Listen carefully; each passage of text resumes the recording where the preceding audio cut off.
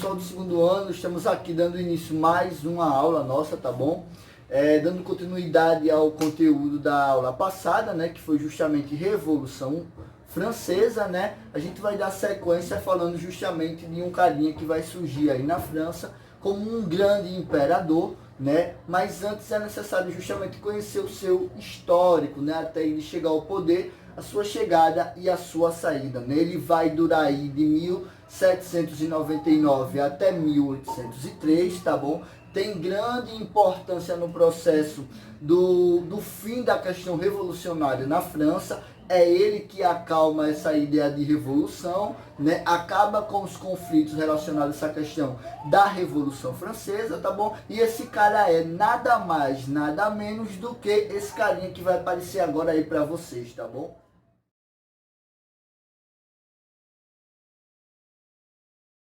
Napoleão Bonaparte, tá bom? Napoleão Bonaparte, o 26º general da escala francesa, né? Aos olhos humanos, um general com uma estatura pequena, né? Mas muito determinado e muito habilidoso na questão de batalha, tá bom? Ele foi reconhecido, né, na França pelo fato de estar fazendo um ótimo trabalho, né, nas batalhas da França lá na África, né, no continente africano.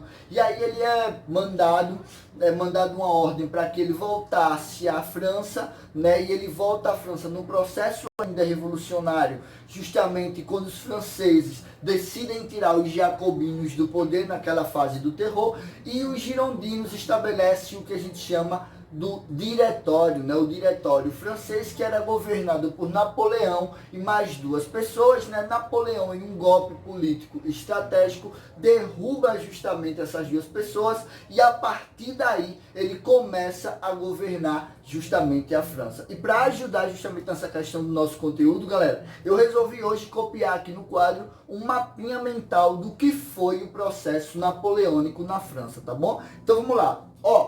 1799 até 1803, fica conhecido esse processo histórico, né, como a era napoleônica, e o período que o Napoleão Bonaparte ele vai governar justamente a França, tá bom? Então vamos lá, galera, isso tudo começa justamente aqui, no processo que a gente fica conhecido como o processo do diretório, né? Napoleão volta das batalhas na África em 1795 para fazer parte justamente desse diretório. Esse diretório ele vai durar de 1795 até 1799, quando o Napoleão, cansado de dividir o poder da França, ele resolve dar uma rasteira lá num abade, né, e no outro senhor da sociedade francesa que governava o diretório junto com ele. E o que acontece? E o Napoleão, né, dá o famoso golpe 18 Brumário, tá bom? Ficou estabelecido em 1799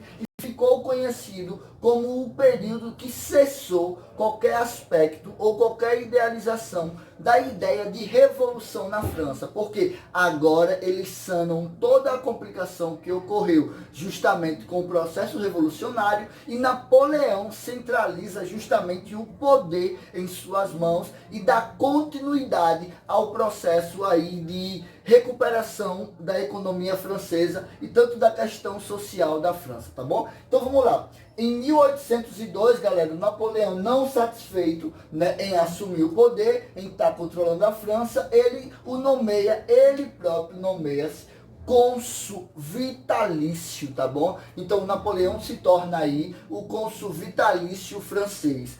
Ainda almejando ainda mais o poder, né, ele resolve reunir a igreja, resolve reunir a sociedade francesa, e em 1804, aí é o ponto central da nossa aula, né? O Napoleão Bonaparte, ele se torna imperador francês, tá bom? E logo ao assumir o poder, ele vai realizar uma série de medidas que vão controlar, né, e que vão, nesse momento, de fato, conseguir manter em equilíbrio aquele processo de crise que a França enfrentava ainda no processo revolucionário. Então vamos lá.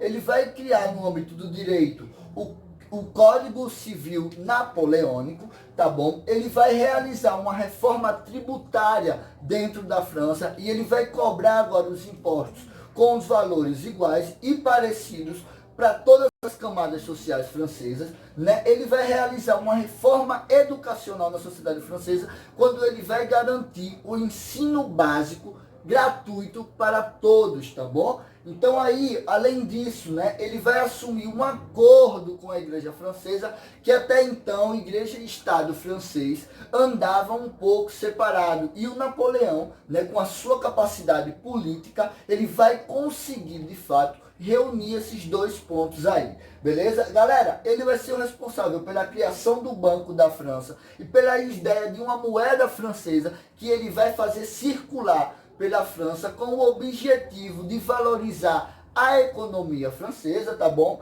E ele vai trabalhar muito bem nessa questão da expansão do Império Francês pela Europa, né? E dá certo, galera, né? Ele consegue aí vencer muitos países no continente europeu, tá bom? E ele consegue expandir, né? Em toda a América, na África, né, o domínio francês, tá bom? Então ele vai garantir também o direito à propriedade privada, tá bom? E ele vai estabelecer o que a gente chama do bloqueio continental. Professor, por quê? O que foi o bloqueio continental?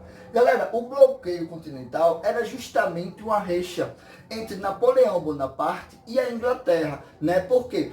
O Napoleão Bonaparte, ele conseguiu demonstrar o seu poderio a todos os países europeus. Porém, Napoleão Bonaparte, ele se atrapalha e ele vai ser derrotado pela Inglaterra justamente na famosa Batalha de Trafalgar, né? A Batalha de Trafalgar vai ser um marco divisor aí na vida do Napoleão Bonaparte. Por quê? O que acontece? Ele, insatisfeito com a sua derrota para a Inglaterra, ele estabelece o bloqueio continental e ele proíbe que qualquer outro país estabeleça conexão econômica com a Inglaterra. Porém, né, depois de um bom tempo, os países europeus já não aguentavam essa questão econômica. E um desses países vai, de fato, romper esse bloqueio, que é justamente a Rússia. Em 1812, resolve descumprir as ordens de Napoleão Bonaparte, né, e quebrar esse bloqueio aí continental. E aí, revoltado com isso, né, com a sua...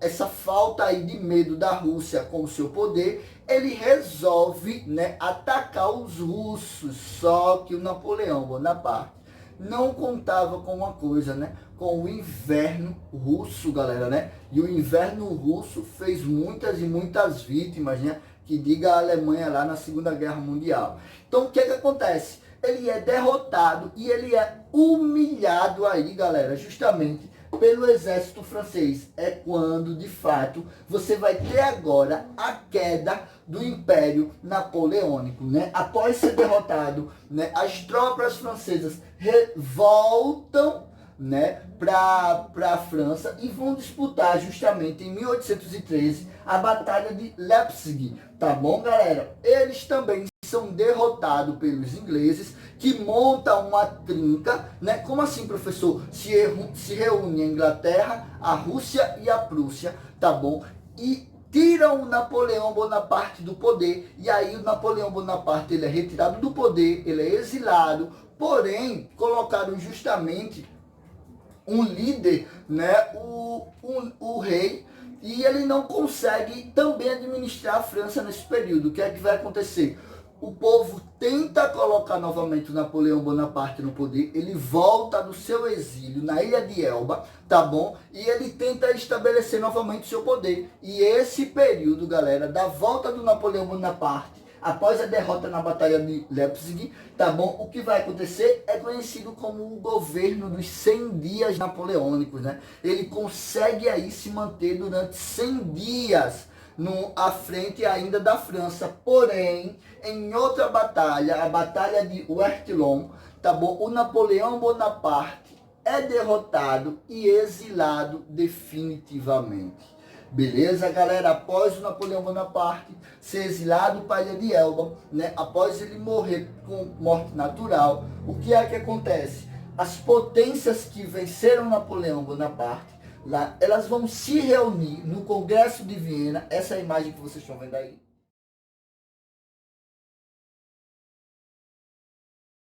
estabelecer uma nova reorganização da Europa após as batalhas napoleônicas, tá bom? Então, galera, estudem, assistam os vídeos, tá bom? Na próxima aula vou deixar justamente aí uma lista de exercícios para vocês, tá bom? Aquele abraço, até mais.